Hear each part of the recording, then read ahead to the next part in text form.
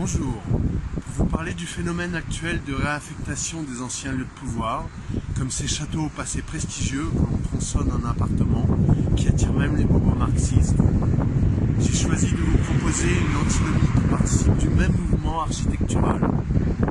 La transformation des cités ouvrières en habitations pour classes plus aisées. Ici, nous sommes sur le pont qui relie Boulogne-Billancourt, ou Boulby, le Petit Paris, à l'île Seguin où était implantée une immense usine d'assemblage de voitures Renault.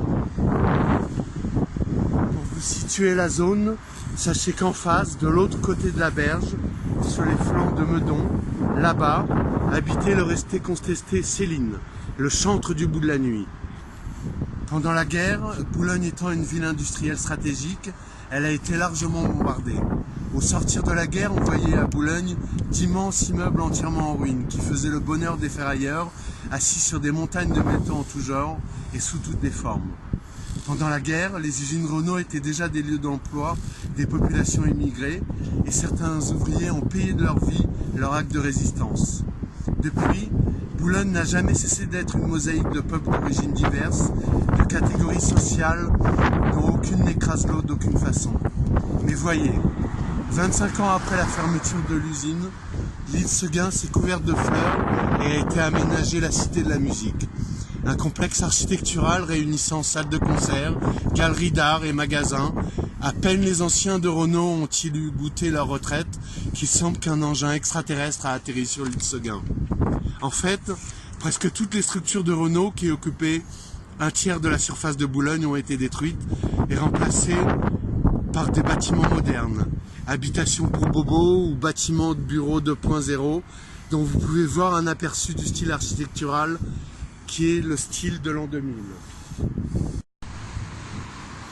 La férocité de la férocité ouvrière s'est fondue dans un autre paysage. Un autre théâtre s'est ouvert. De ce quartier ouvrier, il reste des immeubles typiques des années 30. Et depuis plus de 40 ans fait parler d'elle la cité du Pont de Sèvres. Des sages poètes de la rue, Bite de Boule, 45 scientifiques et mauvaise langue, ou encore LIM. Celle du Boulogne modeste, avec ses artistes, la cité des familles, des HLM et des ascenseurs qui tombent en panne. C'est là que nous allons, dans un appartement de cette cité où, pour faire contrepoint au lieu dans lequel vous êtes, je vous lirai la nouvelle histoire du revolver à cheveux blancs d'André Breton.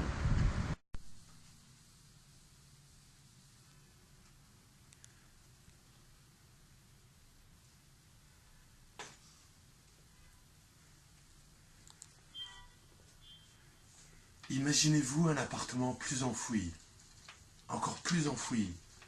Non, un appartement laissé à l'abandon. Il y a Alexandre et Zeneto, deux jeunes adultes, presque encore des adolescents. Ils s'enregistrent au magnétophone. Et voici leur conversation. Salle de bain, bande d'enregistrement numéro 6. Quoi, comment ça le délirium très mince? Mais qu'est-ce que tu veux que je te dise? Je ne comprends déjà pas pourquoi tu m'as amené ici. On n'était pas mieux dans le salon? Pourquoi tu n'aimes pas ma salle de bain? J'ai pas dit ça, Alexandre. Ta salle de bain, je la connais par cœur. D'ailleurs, je crois pas qu'on puisse encore appeler ça une salle de bain. Enfin merde, quoi. J'ai pas envie de m'enliser dans ce bordel et dans cette puanteur. Je préfère encore le salon, tu peux comprendre ça quand même. Mais je ne t'ai jamais dit le contraire. Moi non plus, j'ai pas envie d'y passer la soirée. Je veux juste qu'on se lave, qu'on se change et qu'on sorte de là au plus vite. Tu n'y vois pas d'inconvénient? Mais j'ai aucune envie de me doucher ici, figure-toi. J'ai assez donné comme ça. L'eau froide et les morceaux de mur qui tombent dans la baignoire, c'est fini pour moi. Ça ne m'amuse plus. Écoute, je ne dis pas ça méchamment. Toi aussi, tu devrais changer d'air. Je sais pas, moi, c'est pas bon de vivre comme tu le fais. Et tu ne peux pas dire que je ne sais pas de quoi je parle, non? Écoute, Alexandre, ne te vexe pas. C'est pas contre toi que je dis ça. Mais je me sens pas bien dans cette salle de bain. Il y a quelque chose qui me met mal à l'aise, c'est tout. Alors si tu me promets qu'on va pas passer une plombe, je te promets qu'on finit la soirée sur les chapeaux de roue. On va où tu veux et c'est moi qui paye. Me reste pas ici. Ça te va comme ça? Alexandre, dis-moi quelque chose quand même. Arrête là, tu veux, Zeneto. Je suis désolé que tu te sentes mal à ton aise ici, mais tu me laisses sans réponse. Je ne sais pas ce qui te gêne. On t'a toujours reçu à bras ouverts. Tu as toujours fait comme si tu étais chez toi. Personne n'est venu te le reprocher.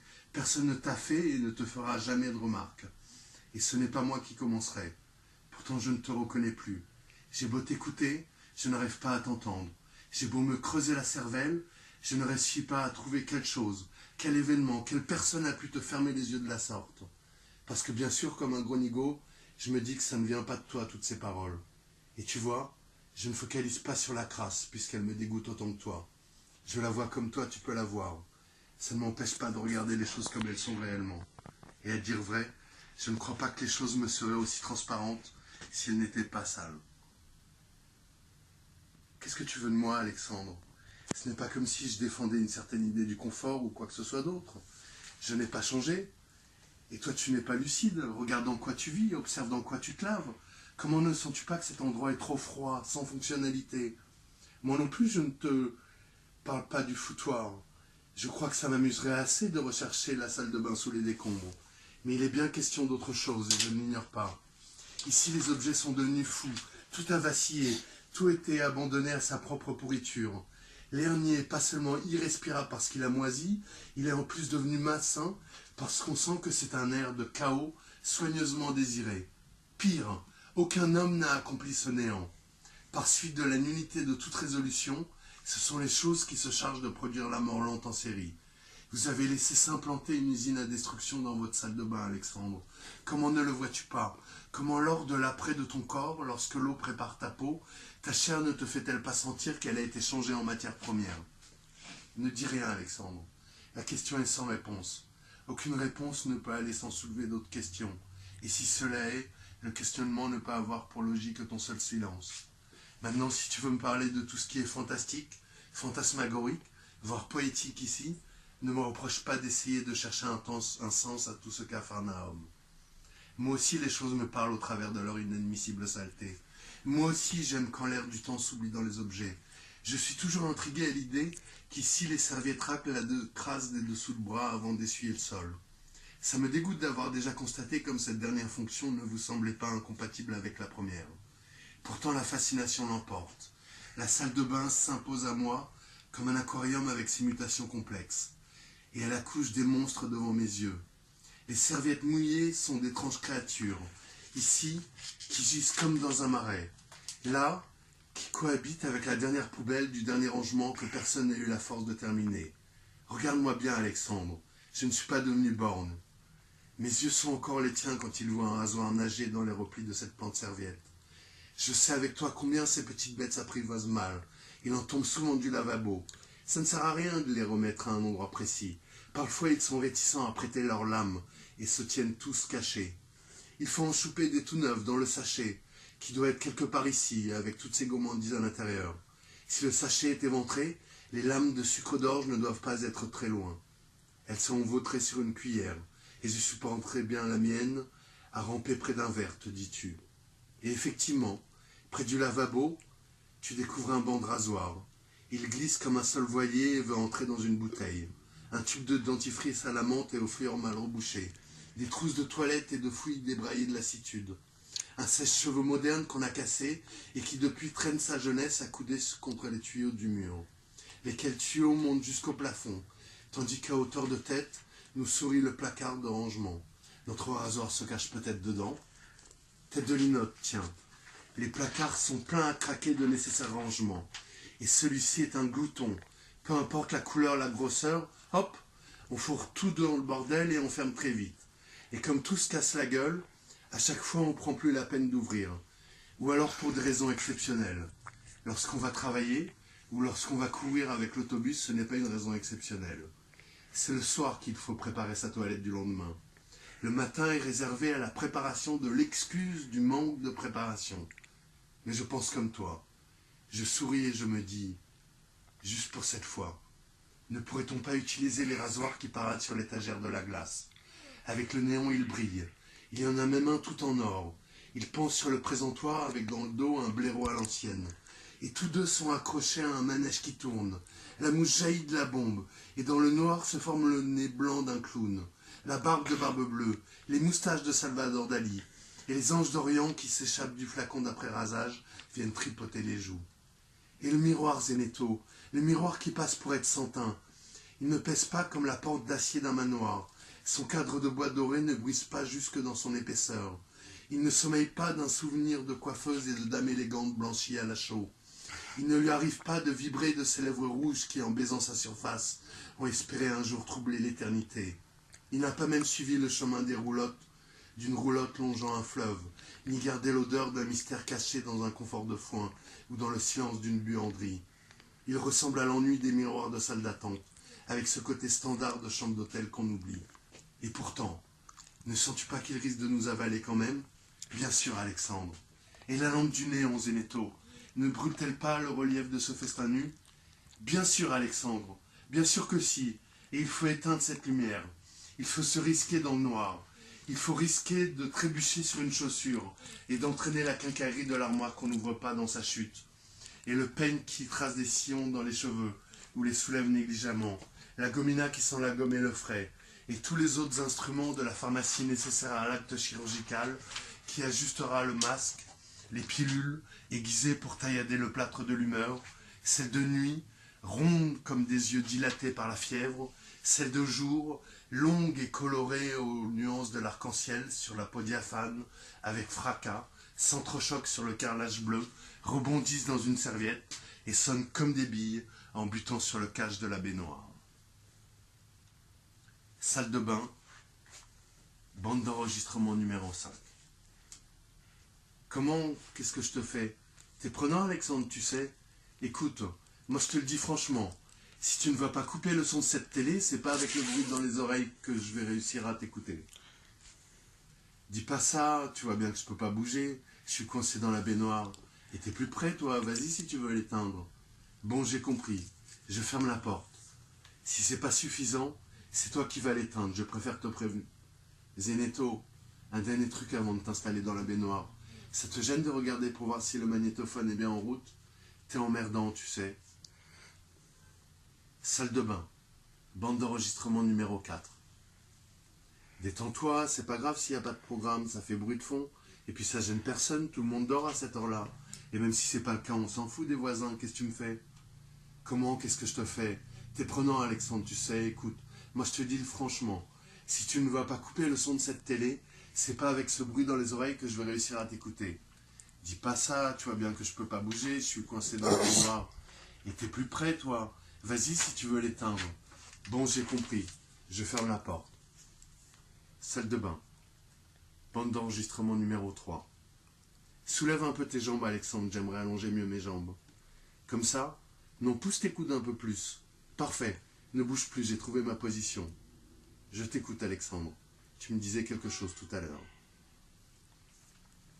Salle de bain. Soupir de la baignoire et de nos corps passagers. Tout autour de nous, il règne une légère pénombre. Les lumières de la rue passent par les interstices des volets. Zénéto sort des feuilles, un sachet de tabac, et me dit qu'il va rouler une cigarette magique. Une de son invention, précise-t-il. Une de celles qu'il a testées dans toutes ses variations, et dont aujourd'hui il garde le thème comme on garde un secret. Il me dit aussi que compte tenu de l'occasion, celle qu'il roule pourrait très bien être aussi fameuse que le revolver d'André Breton. Tu sais, me dit-il, le revolver à cheveux blancs. Moi, je lui dis que je ne sais pas, et je lui demande pourquoi il me parle de revolver à cheveux blancs et pourquoi il me parle d'André Breton. Il me demande si je ne sais pas qu'il s'agit du titre d'un de ses livres, mais il ne me laisse pas répondre. Il me confie que ce titre l'a toujours intrigué. Un revolver à cheveux blancs, n'est-ce pas étrange? D'ailleurs, est-ce que quelqu'un sait pourquoi ce revolver a des cheveux, qui plus est des cheveux blancs? Et pourquoi, ce qui a plus d'intérêt, le revolver à cheveux blancs est-il un titre dont il émane comme une évidence qui soustrait le mot à l'absurdité? Zénéto me dit qu'il ne sait pas encore répondre à ce paradoxe. Mais selon lui, si on laisse advenir l'image, on se dit que les cheveux blancs sont un attribut visible de la vieillesse. Et il dit que c'est de ce côté-là qu'il faut chercher, parce que les pistolets de l'époque de Breton étaient peut-être vieux. Pas tous, mais assurément ces pistolets qui, à chaque coup de feu, brouillaient le champ visuel du tireur par un écran de fumée. Et André Breton avait dû les connaître, de même qu'il avait dû connaître leurs successeurs, les revolvers à barillet, ceux qui crachent le feu sans fumée et permettent un tir ciblé à répétition. Aussi, le revolver du livre de Breton, celui qu'il tenait dans sa poche ne pouvait-il être que vieux, avec une longue crinière au sortir du canon. Ce ne pouvait être que ce revolver qu'on utilise dans la rue, ce revolver à cheveux blancs, celui qui vous traîne à sa suite vers la vieillesse, comme pour devancer la mort qu'il va donner. Zenetto m'a répété alors que la cigarette magique qu'il préparait était une variation de ce revolver à cheveux blancs. Puis, il a tenu à préciser le sens qu'il donnait au mot variation, en s'appuyant sur les paroles d'un grand acteur, Cary Grant ou Clark Gable. Il a dit que l'un des deux avait affirmé un jour qu'il ne fumait pas des cigarettes, mais des clous de cercueil. Or, la cigarette magique de Zenetto était la variation d'un coup de cercueil. En fait, il s'agissait d'une cartouche, la cartouche du revolver à cheveux blancs. Et à ce moment, comme il avait terminé d'effriter le bloc de hashish avec ses doigts, Zenetto a disposé ce qui avait pris l'apparence d'une poudre sur une longue et épaisse feuille à cigarette. Il m'a dit que la feuille avait été trempée dans du whisky, puis séchée, et qu'il y avait juste à répartir la poudre en longueur. Ensuite, il a disposé la couche de tabac en prenant soin de ne pas mélanger les deux composants. Il a placé la feuille et sa garniture sur le rebord de la baignoire pour ne pas la perdre, et a entamé la préparation du filtre. Un double filtre, m'a-t-il dit. Un plus petit pour le hashish et un autre plus grand pour le tabac. Pour ce faire, il a détaché les oreilles en carton de mon paquet de cigarettes, et d'entre ses doigts agiles sont apparus 2 tuyaux de papier. Il a disposé les tuyaux à une extrémité de la feuille et l'a roulé de manière à ne pas trop mélanger le tout. Enfin, d'un coup de langue, il a collé les bords de la feuille l'un sur l'autre. Puis, le mélange a grésillé dans l'obscurité en un point lumineux. Le visage de Zenetto m'est apparu comme au sortir des ténèbres. Il baignait dans un reflet rouge.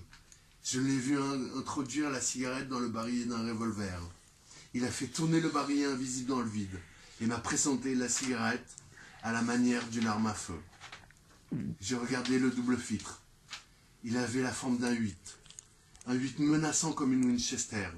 J'ai dit à Zenetto, la réponse est dans le cœur, même quand il bat à 100 000 km à l'heure. Il m'a regardé, j'ai placé le canon dans ma bouche, et avant même que mon nez ne rende une épaisse fumée aux longs cheveux blancs, le projectile m'avait éclaté dans la tête.